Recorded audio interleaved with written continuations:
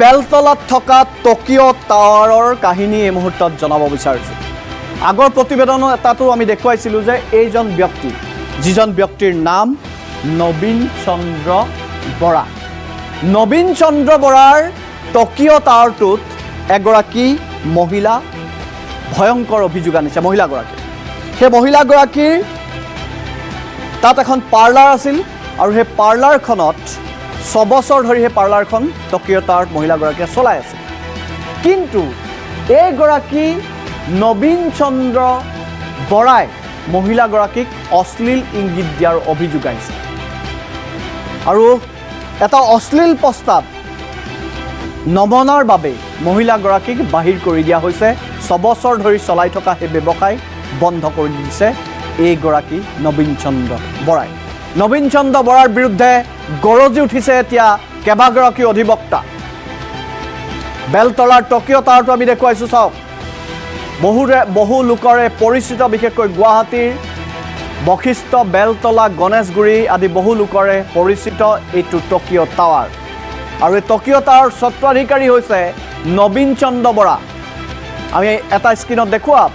এই নবীন চন্দ্ৰ বৰাই এগৰাকী মহিলাক অশালীন প্ৰস্তাৱ দিয়াৰ অভিযোগ আহিছে।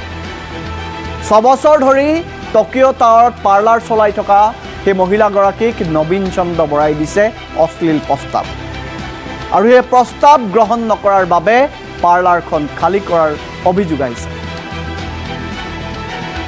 তাৰ পাছত মহিলাগৰাকীয়ে কাষ চাপিছিল মহানগৰ আৰক্ষীৰ, কিন্তু মহানগৰ আৰক্ষীৰো ভূমিকাক লৈ এতিয়া সৃষ্টি হৈছে ৰহস্য। আৰক্ষীৰ ভূমিকাক লৈ বিমুখ হৈ পৰিছে মহিলাগৰাকী, কাৰণ 85,000 টকা দিয়াৰ পাছতো, প্ৰত্যেক মাহে 85,000 টকা পাৰ্লাৰখনৰ নামত দিয়াৰ পাছতো, এগ্ৰিমেণ্ট থকাৰ পাছতো, এই মহিলাগৰাকীক অশ্লীল প্ৰস্তাৱ দিয়াৰ পাছতো আৰক্ষীয়ে মহিলাগৰাকীক সহায় নকৰাৰ অভিযোগ আহিছে। অৰ্থাৎ নবীন চন্দ্ৰ বৰাৰ হাতখন দীঘল নেকি? সঁচাকৈ নবীন চন্দ্ৰ বৰাৰ মানসিকতা বেয়া নেকি? নবীন চন্দ্ৰ বৰাৰ বিৰুদ্ধে সৰব হৈ পৰিছে অধিবক্তা আৰু সেই নবীন চন্দ্ৰ বৰাৰ বিৰুদ্ধে বিস্ফোৰক মন্তব্য কৰিছে পাৰ্লাৰখনৰ স্বত্বাধিকাৰী সেই ভুক্তভোগী মহিলাগৰাকীয়ে। আমি দুইটা মন্তব্য শুনাব বিচাৰিছোঁ।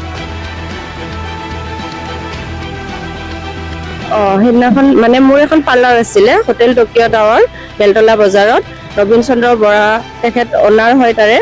মই তাতে 6 বছৰ ধৰি পাৰ্লাৰ চলাই আছিলোঁ। তাৰপিছতে তেখেতে মোক অশ্লীল প্ৰস্তাৱ দিয়ে। মই সেইখিনি প্ৰস্তাৱ নামানাত তেখেতে মোক একেদিনাই কোনো বিনা নটিছত মোক পাৰ্লাৰখন খালী কৰাই দিয়ে। মোৰ চিকিউৰিটি মানি আছিলে 5 লাখ টকা, সেইখিনি মোক ঘূৰাই দিলে। ঘূৰাই দি পেলাই মোক পাৰ্লাৰখন মানে জবৰদস্তি খালী কৰাই দিলে। তেখেতে মোক হয় এগ্ৰিমেণ্ট কৰা আছিলে। নাই উপলা নাই। মই আৰক্ষীক জনালোঁ, দিছপুৰ থানাত জনালোঁ, সিদিনাখনে ৰাতিয়ে জনালোঁ, কিন্তু আৰক্ষী থানাই মোক কোনো মানে সহযোগ কৰা নাই। আৰু মোক তেখেতে ধমকিও দিছে, তই পুলিচৰ ওচৰত গৈ কি কৰিবি, এনেকুৱা আমি হাততে ঘটনা হৈ আছে। গতিকে তেখেতে ন্যায় পাব লাগে। আৰু আৰক্ষীয়ে এতিয়া বৰ্তমান হেৰি নাই বুলি, এভিডেঞ্চ নাই বুলি কেছটো ৰেজিষ্টাৰ কৰিব খোজা নাই। চাওঁ কি হয়। আমি নাৰী সুৰক্ষা নাইয়ে আচলতে, নাৰী সুৰক্ষা নাইয়ে। তাই 85,000 ৰেণ্ট দি আছে তেখেতৰ হোটেলত। আজি আপোনাৰ 6 বছৰ ধৰি পেলাই আছে তেওঁ টেনাণ্ট হিচাপে থকা। সেই টেনাণ্টক 85,000 ৰেণ্ট লৈ তেওঁ এনেকৈ অশ্লীল প্ৰস্তাৱো দিব, কেনেকুৱা কথা সেইটো? এগ্ৰিমেণ্টটো আছে, সেইটোতো চিভিল পাৰ্টটো, সেইটো এটা চিভিল নেচাৰ, সেইটো পাৰ্টটো বেলেগ। এগ্ৰিমেণ্টৰ পাৰ্টটোতো সেইটো তেওঁৰ হেৰিয়াত যায়, নাই যোৱা। তাৰ প্ৰায়ৰ নটিচৰ কথা আছে তাতে। কেইবাগৰাকী অধিবক্তা ওলাই আহিছে মহিলাগৰাকীক সহায় কৰাৰ বাবে।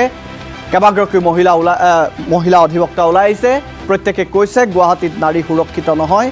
এইগৰাকী নবীন চন্দ্ৰ বৰাৰ বিৰুদ্ধে কঠোৰ ব্যৱস্থা ল'ব লাগে বুলি অভিযোগ কৰিছে। আমি পৰৱৰ্তী প্ৰতিবেদনত নবীন চন্দ্ৰ বৰাৰ সম্পৰ্কত আৰু কেইবাটাও খবৰ জনাম আৰু বহু তথ্য জনাম। মহিলাগৰাকীক আৰক্ষীয়ে সহায় কৰিছেনে নাই কৰা, এই খবৰবোৰো পৰৱৰ্তী প্ৰাইম ছাছপেক্টক লৈ আহিম।